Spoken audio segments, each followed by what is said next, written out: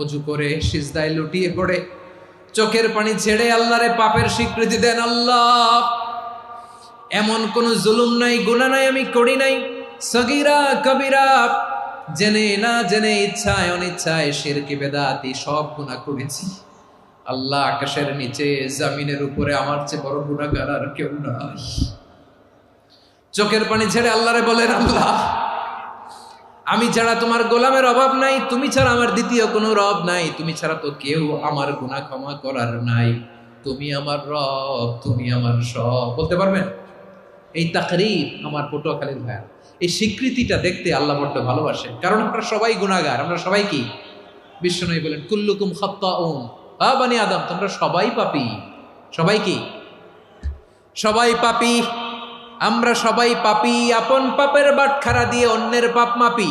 আমরা যে পাপী এটা ভাবতে মনে চায় না কারো, খালি অন্যের পাপ দেখি আমরা, এটা ভুল।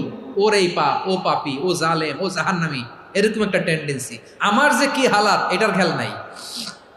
খেয়াল করতে হবে যে আমি সবচেয়ে বড় পাপী, ঠিক কিনা বলেন? পাপ করি নাই এমন কেউ আছি? হ্যাঁ, আছি। কেউ না জানলেও জানে কে আমার পাপের ঘটনা? পৃথিবী না জানুক আমি তো জানি, আমি কি পাপ করেছি। হায় ও আমার কলিজার টুকরা ভাইয়েরা, মাথাটাকে নিচু করে জীবনের সব গুনার ফিরিস্তিগুলো একটা একটা করে স্বীকার করে আল্লাহরে বলেন, আল্লাহ, আমি পাপী। আল্লাহ, আমার চেয়ে বড় পাপী এই দুনিয়াতে কেউ নাই। আকাশের নিচে জমিনের উপরে আমার চেয়ে বড় পাপী কেউ নাই। একটা একটা করে আল্লাহ স্বীকার করি আমি পাপী, সব পাপের স্বীকৃতি দিলাম। পৃথিবী না জানুক আমি তো জানি, আমি কি পাপ করেছি।